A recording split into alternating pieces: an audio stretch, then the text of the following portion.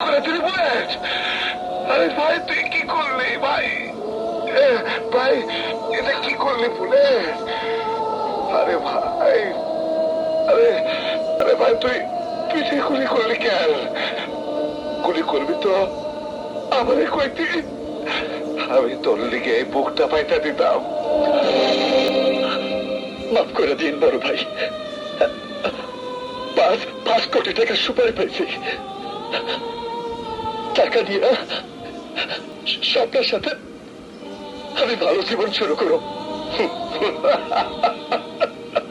আরে টাকা দিব তোর পক্ষ, ওই টাকা দিবি না।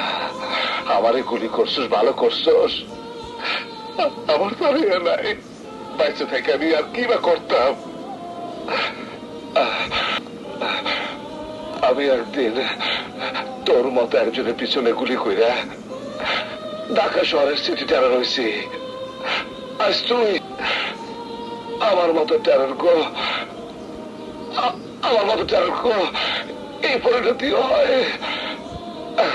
মরে যাবো আমি ঠিক, কিন্তু আমার ঘরে যে কাঠে টানিয়া শুয়ে রয়েছে তার নিচে খালি দেখবি টাকা টাকা।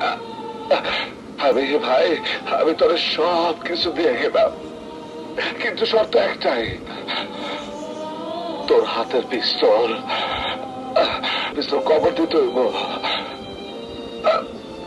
তুই ভাই, তুইও বাঁচতে পারবি না ভাই, তুইও বাঁচতে পারবি না। আমার ধর ভাই, ভাই ভাই, তোমার গুলি করার পরেও তুমি বলিবা তোরে দেব না তো কারে দেব পাগল? তুই সারা আমার আর কে আছে? মা নাই, বাবা নাই, বোন নাই, তোরে আমি ভাই বলে রাখছি। ভাই আমি বুঝতে পারি নাই, ভাই। টাকা যদি শেষ হয়ে যায় তাহলে দিন মজুরি করবি, ভিক্ষা করবি, তাও মানুষ মারার ধান্দা করবি না। সন্ত্রাস করে কারোর জীবনে কোনো কিছু হয় না বলে আমার মতো নিজের লোকের গুলি খেয়ে এত মানুষের খুন করছে। বুলেট বুলেট ভাই, ভাই আমার হাতে ধর, ভাই আমার ডর লাগতেছে, ভাই আমার ডর লাগতেছে বুলেট, ভাই আমার ডর। তোমার কি সইব না ভাই, তোমার কি সইব না? আমি তোমার মরতে দিব না ভাই।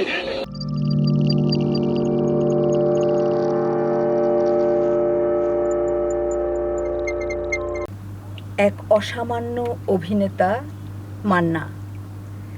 মান্না প্রয়াত হয়েছেন অনেক বছর হলো, কিন্তু তার চলচ্চিত্রগুলো এখনো আমাদেরকে কাঁদায়, হাসায়, আনন্দে উদ্বেলিত করে তোলে।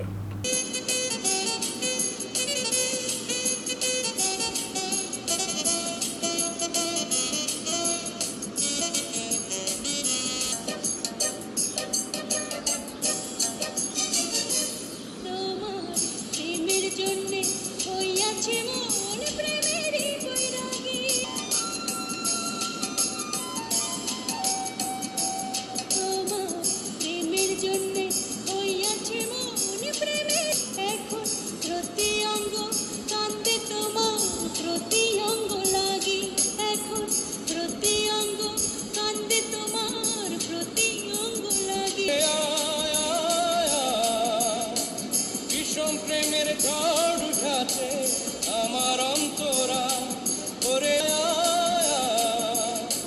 বিষম প্রেমের ঝড় উঠাছে আমার অন্তরা।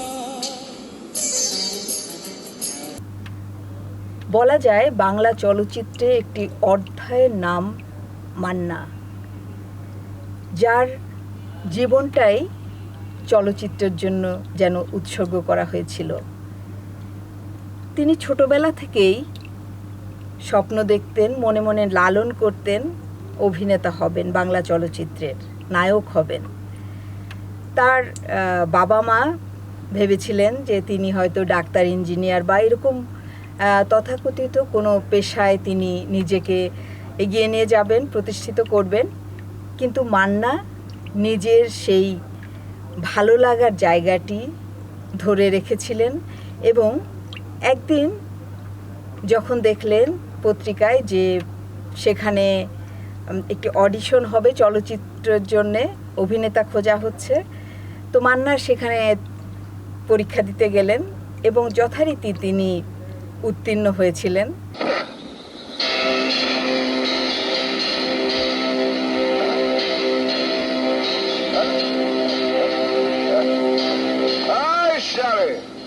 তুই আবার এস, আজ তোরা আমি জানে মেরে পালাবো, জানে।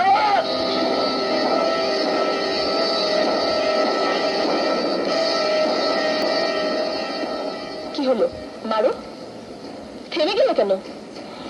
জীবনে প্রথম দেখলাম যে মৌতে দেখে ডরায় না।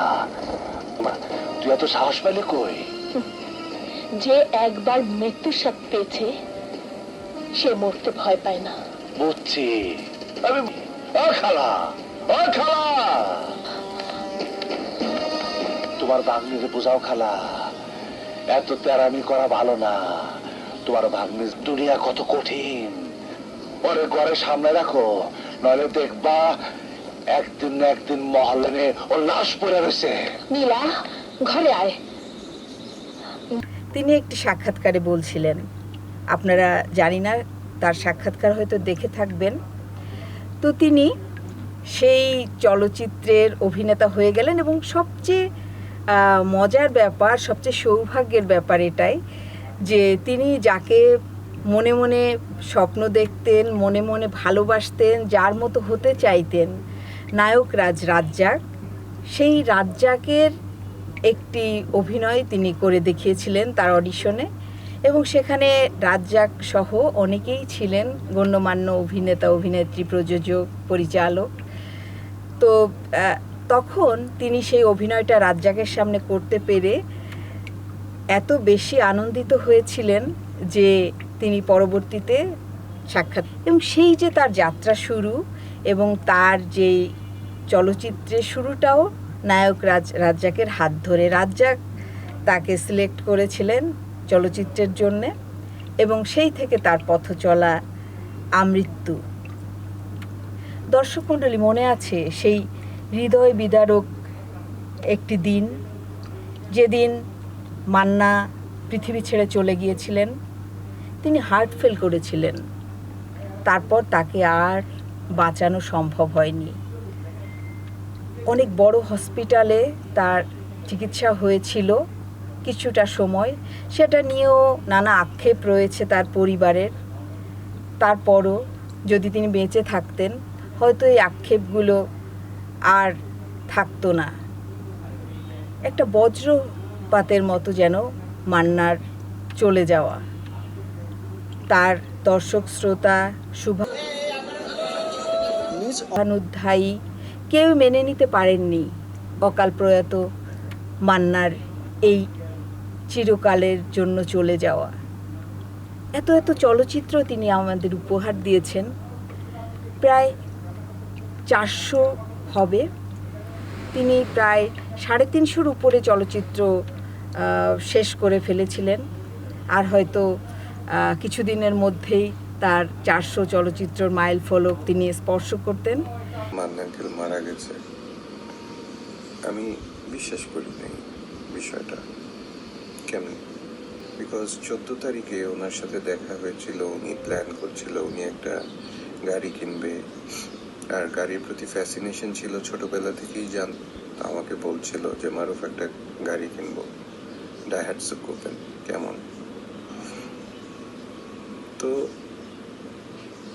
মান্না ভাই আসলে অন্যরকম একটা মানুষ ছিল, উনি খুবই আন্তরিক একটা মানুষ ছিল। ওনার মধ্যে কোনো অহংকার, কোনো রকমের মানে হয় না যে খুব অহংকারভাবে কথা বলা বা প্রাউড ফিল করা, এই জিনিসগুলো মান্না ভাইয়ের সাথে আমার সাথে ছিল। মান্না ভাইয়ের সাথে আমি আউটডোরেও কাজ করেছি এবং খুবই আন্তরিক একজন মানুষ ছিল। মান্না ভাইয়ের শূন্যতা তো পূরণ হবার নয়, আর শূন্যতা যতদিন ফিল্ম ইন্ডাস্ট্রি থাকবে এই শূন্যতা আসলে থাকবেই।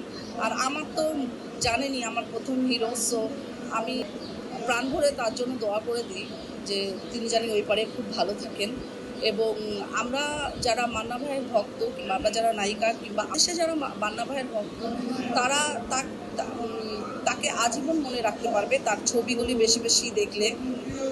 আর